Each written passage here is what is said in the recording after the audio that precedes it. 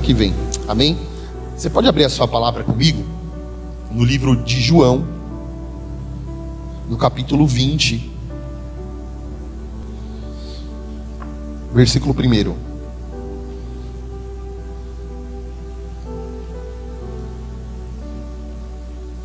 Gente, é inevitável, a gente vai falar bastante de João nesses próximos meses, porque eu estou lendo João, né? Capítulo 20, versículo 1.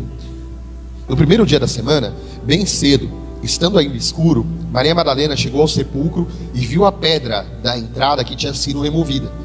Então correu ao encontro de Simão Pedro e do outro discípulo, aquele a quem Jesus amava, e disse: tiraram o Senhor do sepulcro e não sabemos onde o colocaram. Pedro e o outro discípulo saíram e foram para o sepulcro. Os dois corriam, mas o outro discípulo foi mais rápido que Pedro e chegou primeiro no sepulcro. Ele se curvou e olhou para dentro. Viu as faixas de linho ali, mas não entrou. A seguir, Simão Pedro, que vinha atrás dele, chegou, entrou no sepulcro, viu as faixas de linho, bem como o lenço que estivera sobre a cabeça de Jesus, e ele estava dobrado à parte, separado das faixas de linho. Depois o outro discípulo que chegara primeiro ao sepulcro também entrou e viu e creu. Eles ainda não haviam compreendido que, conforme a Escritura, era necessário que Jesus ressuscitasse dos mortos. Os discípulos voltaram para casa. Maria ficou à entrada do sepulcro chorando. Enquanto chorava, curvou-se para olhar para dentro do sepulcro e viu dois anjos vestidos de branco sentados onde estivera o corpo de Jesus, um à cabeceira e o outro aos pés. Eles perguntaram: mulher, por que você está chorando? Levaram embora o meu Senhor, respondeu ela, e não sei aonde o puseram. Nisso ela se voltou e viu Jesus em pé e não o reconheceu. Ele disse à mulher: mulher, por que você está chorando? A quem você está procurando? Pensando que fosse o jardineiro, ela disse: levaram embora o meu Senhor. Diga-me onde o colocou e eu o levarei. Jesus disse a ela: Maria. Então, voltando-se para ele, Maria exclamou em aramaico: Raboni, que significa mestre.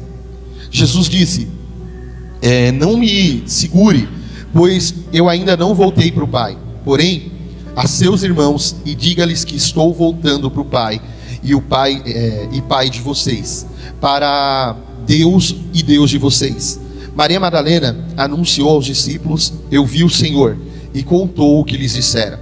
Ao cair da tarde daquele mesmo dia da semana, estando os discípulos reunidos com as portas trancadas, por medo dos judeus, Jesus entrou e pôs-se no meio deles e disse: paz seja com vocês. Tendo dito isso, mostrou-lhes as mãos, o lado, e os discípulos alegraram-se porque viram o Senhor. Novamente Jesus disse: paz seja com vocês. Assim como o Pai me enviou, eu os envio. E com isso soprou sobre eles e disse: recebam o Espírito Santo. Se perdoarem os pecados de alguém, serão perdoados. Se não perdoarem, não estarão perdoados. Tomé, chamado Dídimo, um dos 12, não estava quando os discípulos viram Jesus. Os outros discípulos lhe disseram: vimos o Senhor. Mas ele lhes disse: se eu não vir as marcas dos pregos em suas mãos, não colocar o dedo onde estavam os pregos, não puser a minha mão no seu lado, não vou crer. Uma semana mais tarde, os seus discípulos estavam outra vez ali, e Tomé estava com eles. Apesar de estarem trancadas as portas, Jesus entrou e pôs-se no meio deles e disse: paz seja com vocês. E Jesus disse a Tomé: coloque o dedo aqui, veja as minhas mãos, e estenda a mão e coloque sobre o meu lado. Pare de duvidar e creia. E disse-lhe Tomé: Senhor meu e Deus meu. Então Jesus lhe disse: porque você viu, creu, felizes são os que não viram e creram. Jesus realizou na presença dos seus discípulos muitos outros sinais milagrosos, para que não foram registrados nesse livro, mas esses foram os escritos para que vocês creiam que Jesus é o Cristo, o Filho de Deus, crendo que tenham vida em seu nome. Pai, obrigado por essa palavra nessa manhã, que eu seja um instrumento seu para levar ela, em nome de Jesus, amém. Dentro de um contexto é o seguinte: Jesus pregava aos discípulos com constância sobre a sua obra na cruz. De fato era difícil a compreensão plena daquilo, uma vez que eles tinham em vista um Messias que viria e reinasse. Então é importante a gente entrar nessa galera e a gente conseguir enxergar com os olhos dele, com os olhos deles, a forma que eles enxergavam o Messias. Eles não imaginavam que o Messias viria para a terra e morreria em uma cruz. Era incabível para eles. Para eles o Messias viria, tiraria Roma do poder, se assentaria num trono para sempre, ia ter paz em Israel por conta do Messias. Quando eles olham para Jesus e conseguem identificar que Cristo era o Messias, cara, a expectativa deles aumentou muito, porque para eles era como se estivesse chegando a hora da justiça ser colocada em Israel, de fato eles viverem uma sociedade como eles sempre sonhavam. Então vocês imaginam que a esperança deles era: caramba, agora chegou o tempo em que a gente vai ter abundância, fartura, justiça. Chegou o momento em que o Cristo agora, o Messias da gente, está pisando aqui na terra, e Ele vai governar sobre nós. Imagina essa ótica. E de repente Cristo, como eu falei nas últimas ministrações, reúne os caras e começa a se despedir deles. E não só se despedir, a falar para eles o seguinte: olha, eu vou morrer de uma maneira brutal, injusta.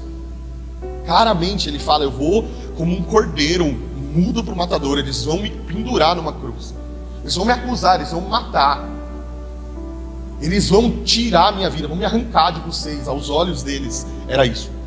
Os discípulos se entristecem tanto, numa profundeza tão grande, porque toda a esperança, cara, deles estava sendo colocada agora dentro de um túmulo. A esperança de justiça. A galera que tinha 5, 6 filhos, que estava toda alegre falando: poxa, o meu filho vai viver nesse reinado, agora estava de novo na mão de Roma.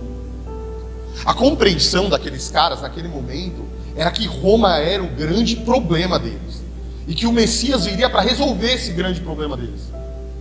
O que eles não conseguiriam compreender de forma alguma, e até hoje a gente tem dificuldade, é que o problema não era Roma. Jesus veio resolver primeiro um problema muito maior, chamado pecado. A galera estava com os olhos em Roma, Jesus estava com os olhos na vontade do Pai, em restaurar todas as coisas, implementar realmente o reino justo. Contudo, era necessário que um primeiro passo fosse dado, e esse passo era a resolução do pecado. E ele vai para a cruz, ele morre pelos nossos pecados e transgressões, ele é acusado pela nossa transgressão, ele assume o nosso papel de culpado. Ele vai para a cruz, e as chibatadas que ele tomou, e os pregos nas suas mãos, e a coroa na sua cabeça, eram minha e sua. Nós estávamos condenados por conta do nosso pecado. Ele vem e ele soluciona, não só o nosso, mas o de todo mundo que estava ao redor dele, que cria que ele era o Cristo de fato. Então nós conseguimos olhar agora para a palavra e vermos de fato a dificuldade que eles tinham em crer que o Cristo deveria passar por um túmulo, deveria ser humilhado ao ponto de ser cusparado, sofrer cusparadas, pauladas e morrer, cara. Na cabeça deles era incabível, apesar de Cristo falar diversas vezes. E aí Jesus morre, e o processo natural, ordinário das coisas acontece. Um homem aparece, pega o corpo de Jesus, coloca em um bom túmulo, cobrem Jesus, lavam o corpo dele conforme a tradição dizia, como qualquer outro corpo. A gente olha e fala assim: caramba, deram muitos e muitas mirras, muitos e muitos perfumes para colocar sobre Cristo. Contudo, isso era tradicional. Alguém amado de qualquer família receberia aquilo. Ele é colocado em um ninho, é colocado dentro do túmulo. E a galera começa agora a relacionar-se com o período de luto. Eles começam agora a acordar e perceber: pô, Jesus não está aqui para partir o pão com a gente. Hoje ele não está. Hoje o meu coração está angustiado, eu não posso dar um abraço no mestre. E ouvir uma palavra dele. Agora um sermão como o do monte é só uma lembrança que eu carrego. Agora o cheiro dele, o toque dele, o cuidado dele. O meu amigo foi embora, e ele não era só o meu amigo, ele era a minha esperança. Acabou tudo, agora de novo nós estamos nas mãos de Roma. Nós de novo vamos sofrer com toda injustiça, e a nossa esperança foi frustrada. Esse era o sentimento daqueles discípulos nesse momento da história. Aí a palavra fala no livro de Marcos, é bem bacana que Marcos pega o lado humano da coisa. E ele fala que as mulheres pegam lá os produtos de limpeza, cândida, sapólio, o que mais? Desinfetante, vassoura, veja. Elas vão todas para limpar o túmulo de Cristo. Quando elas chegam lá, a pedra não está no lugar. Eles entram e vê as roupas, João fala, o lenço de Jesus dobradinho colocado na cabeceira. Homens, Jesus dobrava antes de sair de casa. Dobradinha colocada na cabeceira da cama. As mulheres, tudo, aleluia, Senhor, o Senhor é organizado. Transfere a tua imagem ao meu esposo. Eles entram e a cena era a seguinte: o corpo de Cristo não estava lá, conforme o próprio Cristo tinha dito. Não estava lá. Eles olham um para a cara do outro e devem pensar assim: caramba, era verdade então o que ele estava dizendo? É a verdade então que ele iria ressuscitar dentre os mortos? Maria vê primeiro, volta correndo e fala para o discípulo a quem Jesus amava. É legal que João falar isso, né? E para o próprio Pedro. E eles saem no maior pau para ir para o túmulo. Na hora que eles chegam no túmulo, realmente estava vazio. Agora, cara, peraí, imagina essa alegria. Oi galera, você acabou de assistir um vídeo aqui no nosso canal, então se inscreve se você ainda não é inscrito, curte, compartilha e ativa o sininho. Aí você vai receber os nossos conteúdos todos os dias aí na sua casa. Aqui do ladinho vai ter alguns outros vídeos de indicação para você continuar acompanhando o nosso canal, tá bom? Até o próximo.